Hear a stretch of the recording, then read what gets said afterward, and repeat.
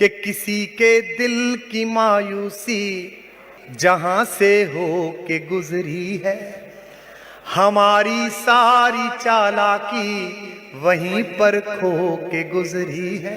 जवान लड़कों, तुम्हारी और मेरी रात में बस फर्क इतना है, तुम्हारी और मेरी रात में बस फर्क इतना है, तुम्हारी सो के गुजरी है हमारी,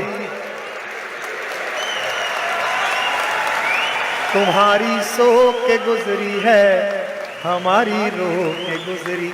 जो लड़के यहां आए हैं सुनने के लिए और जिनको सुबह ही सुबह व्हाट्सएप विश्वविद्यालय का सिलेबस मिलता है, उनसे एक बात कहूं, मैं पिछले 10-12 दिन से इस बात से दुखी भी था।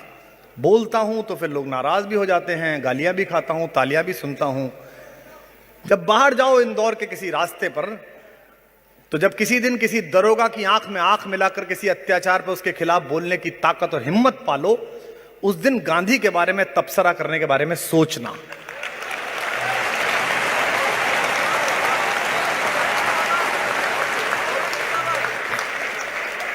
1932 में गोलमेज सम्मेलन में गए थे बापू, जिसे कहते हैं ना हिम्मत। तो ब्रिटेन के महाराज से मिलने का समय तय हुआ। मैं एक बात सुना के अपनी कविता सुनाना चाहता हूं। ब्रिटेन के महाराज ने प्रोटोकॉल भेजा कि उनके सेक्रेटरी ने कि जब मिलने आए तो वो सूट पहनकर आए। मैं मास्टर सुंदरलाल जी की कांग्रेस का इतिहास पढ़ रहा था, तो मैं आंखें भीग गईं कि हिंदुस्तान ने ऐसे लोग भी पैदा किए हैं और वो चले गए, अच्छा हुआ, वरना क्या सोचते कि उनके बारे में क्या कहा सुना जा रहा है। हम एक दरोगा से बात करते में घबराते, एक तहसीलदार के अत्याचार पे आवाज नहीं उठा पाते, हम लिख नहीं पाते, कह नहीं पाते, फेसबुक पे एक बात लिखते तो सोचते हैं गालियां कितनी पड़ेंगी, नाराज कितने होंगे। 32 में गांधी गए और जॉर्ज पंचम ने लिख के भेजा उसके सेक्रेटरी ने कि सूट पहनकर आए मिलने के लिए। लेकिन गांधी होना तो तेजाब होना है, गांधी होना तो फौलाद होना है, गांधी होना तो हिंदुस्तान की साझी लड़ाइयों का सबसे बड़ा कमांडर होना है।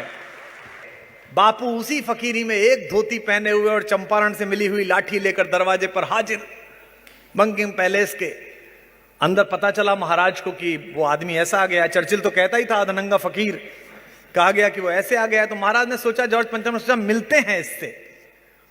और मास्टर सुंदरलाल लिखते हैं और ब्रिटेन के इतिहासकार लिखते हैं, जो जुमला बोलूं आप 3 दिन तक सो नहीं पाएंगे इसे सुनकर। जॉर्ज पंचम के सामने गए बापू तो उसने पूछा, well Mister Gandhi, where are your clothes, तुम्हारे कपड़े कहां हैं। इसे बोलने के लिए छाती चाहिए, बिना साइज की जो उन्होंने बोली बात।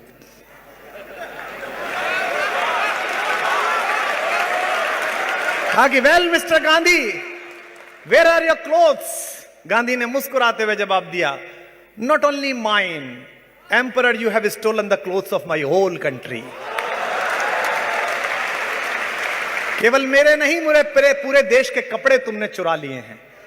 एक राजा की आंखों में ये आंखें डालकर बात कहने की हिम्मत जब आती है, तब वो शेर कहने का सलीका पैदा होता है कि एक हुकूमत है जो इनाम दे भी सकती है, एक कलंदर है जो इनकार भी कर सकता है। मैं पहली 4 पंक्तियां पढ़ता हूं कि मैं अपने गीत गजलों से उसे पैगाम करता हूं, उसी की दी हुई दौलत उसी के नाम। हवा का काम है चलना, दिए का काम है जलना। हवा का काम है चलना, दिए का, मैं अपना काम करता हूं, वो अपना काम करती है, मैं अपना काम करता हूं। और 4 पंक्तियां सुनेगा कि किसी के दिल की मायूसी जहां से हो के गुजरी है, हमारी सारी चालाकी वहीं पर खो के गुजरी है। जवान लड़कों, तुम्हारी और मेरी रात में बस फर्क इतना है, तुम्हारी और मेरी रात बस फर्क इतना है, तुम्हारी सो के गुजरी है हमारी, तुम्हारी सो के गुजरी है हमारी रो के गुजरी। कि कोई दीवाना कहता है। राहत साहब को मैं क्या उपहार दे सकता हूं, मेरी क्या औकात कि मैं एक शेर भी दे पाऊं। लोगों ने उन्हें शेर समर्पित किए। मैं इस मुक्तक को एक अलग माहौल में समर्पित करना चाहता हूं। या तो सब गाएं या सब चुप हो जाएं, पूरा माहौल। कि कोई दीवाना, कोई मगर धरती,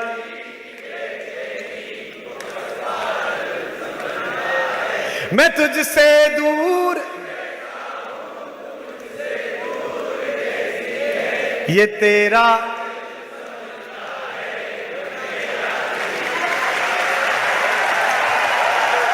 बहुत शुक्रिया। ये उर्दू बज़्म है और मैं तो हिंदी माँ का जाया हूं। ज़बाने मुल्क की बहनें हैं, ये पैगाम लाया हूं। मुझे दुगनी मोहब्बत से सुनो उर्दू ज़बां वालों, मुझे दुगनी मोहब्बत से सुनो उर्दू ज़बां वालों। मैं अपनी माँ का बेटा हूं, मैं घर मौसी के आया हूं। मैं अपनी माँ का बेटा हूँ, मैं घर मौसी के आया हूँ। कि मोहब्बत एक एहसासों की पावन सी, कभी कबीरा यहाँ सब लोग जो तू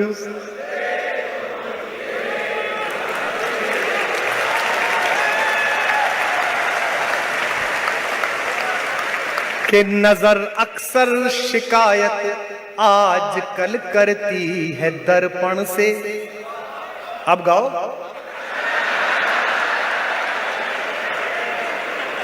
नया निकाल लिया। कि नजर अक्सर शिकायत आज कल करती है दर्पण से, थकन भी चुटकियां लेने लगी है तन से और मन से। कहां तक हम संभाले उम्र का हर रोज गिरता घर। तैयार हो जाइए। कहां तक हम संभाले उम्र का हर रोज गिरता घर। तुम अपनी याद का मलबा हटाओ दिल के आंगन से।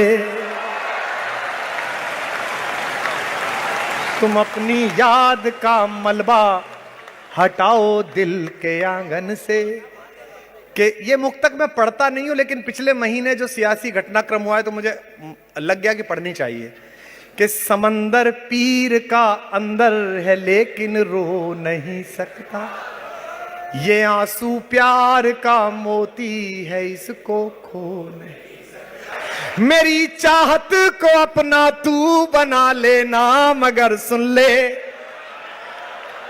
पता ना इंदौर वालों, मेरी चाहत को अपना तू बना लेना मगर सुन ले। जो मेरा हो नहीं पाया वो तेरा हो नहीं, जो मेरा हो नहीं पाया। आजा 4 पंक्तियां और सुनिए। किसी का नाम नहीं लूंगा इसमें, लेकिन पहली पंक्ति पे आप समझ जाओगे कि मैं क्या बोल रहा हूं। ये तो इंदौर है, इससे ज्यादा राजनीतिक समझ कम शहरों की है। जावेद साहब, इतना खूबसूरत शहर है, ये बंबई क्यों नहीं बना? क्योंकि महत्वाकांक्षा तो है, लालच नहीं है।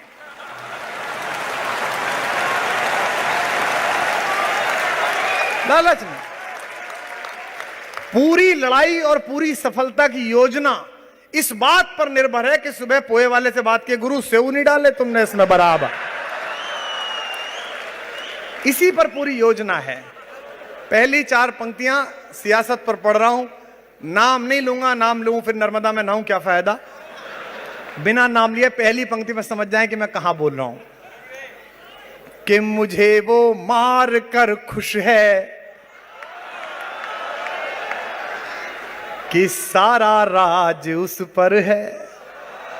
कोई मायूसी की आवश्यकता नहीं है। 5 साल 10 साल किसी की सरकार आए जाए कोई फर्क नहीं पड़ता है। जब हम तारीख की क्लास में गए थे, हिस्ट्री की, इतिहास की क्लास में, तो हमको समझाया टीचर ने कि बाबर कहता था, अकबर कहता था, सिकंदर कहता था। लेकिन जब हम साहित्य की क्लास में गए तो गुरुजी ने हमें समझाया, इस पद में, इस पंक्ति में कबीर कहते हैं, सूर कहते हैं, गालिब कहते हैं। तभी यह शेर पढ़ रहा हूं कि मुझे वो और मैं फिर बार बार इस बात को दोहराता हूं, इसमें अहंकार नहीं कि मैं सनातनी हूं। यह मीना कुमारी जी का एक संस्मरण पढ़ रहा था मैं। ये कौन बताएगा आपको और हमारे नए दोस्तों को? मीना जी जब शादी के बाद अमरोहा गई कमाल साहब से शादी के बाद, तो उनका एक सौतेला बेटा था छोटा सा। तो मीना जी ने हवेली के लोगों से कहा कि इसको कुरान शरीफ पढ़वानी है तो कोई उस्ताद ढूंढ के लाइए। हवेली के लोग बाहर गए ढूंढने के लिए। कुछ लोगों ने किस्सा सुना है, तो आके उन्होंने कहा कि साहब पूरे अमरोहे में कुरान शरीफ सबसे अच्छी पढ़ाने वाले और सबसे अच्छा उसका अर्थ बताने वाले पंडित हरिनारायण शास्त्री जी हैं, जो स्कूल में पढ़ाते हैं। जावेद साहब उर्दू के टीचर थे। वहां अहाते के बाहर जो सरकारी स्कूल था उसमें उर्दू के टीचर थे हरिनारायण शास्त्री, कुरान के विद्वान। अब जो अगली बात है, आपकी आंखें भीग जाएंगी कि हम कहां पैदा हुए और हम किस जहालत में डूबे हुए हैं।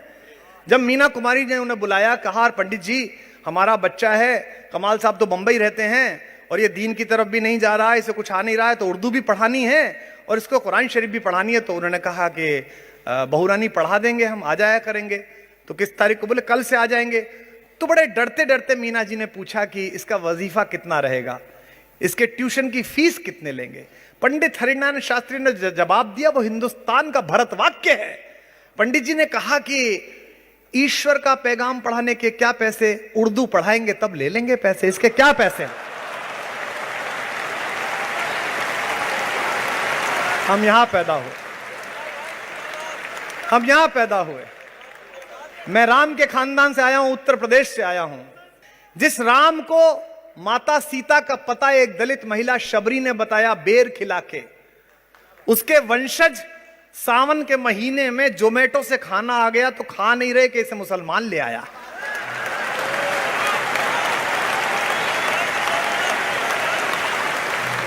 और जाहिल दोनों तरफ बराबर हैं। ध्यान रखना, तुम अपने वालों पे नजर रखना, मैं अपने वालों पे नजर रखे हुए हूं।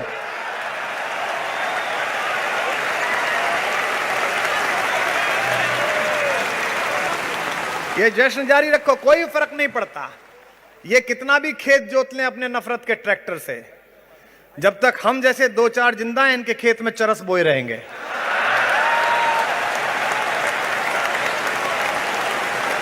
कि मुझे वो मार कर खुश है कि सारा राज उस पर है। कि मुझे वो मार कर खुश है। पिछले दिनों देश में असहिष्णुता फैली, हम पे तो बोली नहीं गई, लोगों में फैली। तो कुछ लोगों ने अपने पुरस्कार वापस करे, तो हमारे पास भी चैनल वाले आए, बोले जी आप भी लौटाओगे। मैंने कहा क्या? बोले सरकारी पुरस्कार। मैंने कहा हमको नगर पालिका का नहीं मिला। और जैसी हरकतें हैं मिलना भी नहीं है। लेकिन मेरे घर के 2 बड़े बैठे हैं, हमें यह पुरस्कार जरूर मिला है कि 1 लाइन गाएं तो 1 लाख आवाजें एक साथ गाती हैं। ये सारे सम्मानों से ऊपर। आखिरी 2 मुक्तक सुन लीजिए। कि मुझे वो मार कर खुश है कि सारा राज उस पर है। यकीनन कल है मेरा, आज बेशक आज उस पर है। यकीनन कल है मेरा, आज बेशक आज उस पर है। हमारा झगड़ा क्या था सियासत में? 2 पंक्ति में बता रहा हूं। उसे जिद थी झुकाओ सर, तभी दस्तार बख्शूंगा। उसे जिद थी झुकाओ सर, तभी दस्तार बख्शूंगा।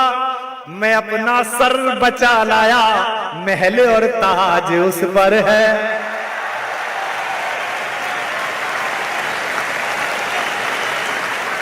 मैं अपना सर बचा लाया, महल और ताज उस पर है।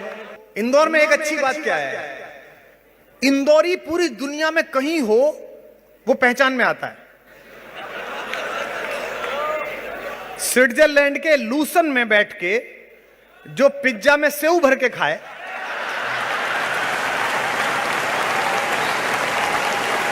समझ जाओ ये इंदौरी। इंदौरी आत्महत्या करता है तो जहर भी सेव के साथ खाता है। अब सुनिएगा मैं जो सुना रहा हूं कि पुरानी दो, मेरे बहुत दोस्त हैं इंदौर के, राहत भाई के और हमारे कॉमन मित्र हैं हरीश मिश्रा साहब दुबई में। हाँ बिल्कुल, सबके दोस्त हैं।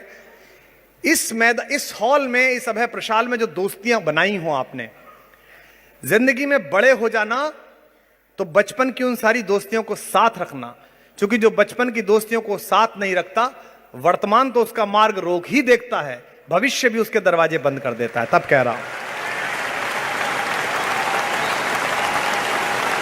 राम जब चले तो रास्ते में एक ही आदमी था जिसका एहसान था उनके ऊपर, वरना पृथ्वी पे एहसान किया उन्होंने। और वो व्यक्ति था, जब वो आकर खड़े हुए गंगा के किनारे, कोई पार कराने वाला नहीं था, जिसने उन्हें नाव से गंगा पार कराई। और जब राम का राज्याभिषेक हुआ, दुनिया का सबसे बड़ा शपथ ग्रहण समारोह, तो उसमें राम की ओर से अकेला ऑफिशियल जो मेहमान बुलाया गया, वो गंगा पार कराने वाला केवट था, मल्लाह था। कि पुरानी दोस्ती को इस नई ताकत से मत तोलो। ये इस मजमे से लेके जाना आज रात। मंदिर आंदोलन की पहली झलक मुझे तब याद है जब मेरे शहर में तनाव बढ़ा, तो मेरे साथ जो लड़का पढ़ता था, अब भी मेरा दोस्त है, अब्दुल रऊफ सैफी, लोहारों का लड़का। एक दिन वो एक बड़े से कागज में लपेट के एक लंबी सी चीज लाया, तो मैंने कहा ये क्या है रऊफ? बोला यार लोग कह रहे हैं कि दंगा मंगा होने की संभावना है, मैं तेरे लिए तलवार बना के लाया हूं।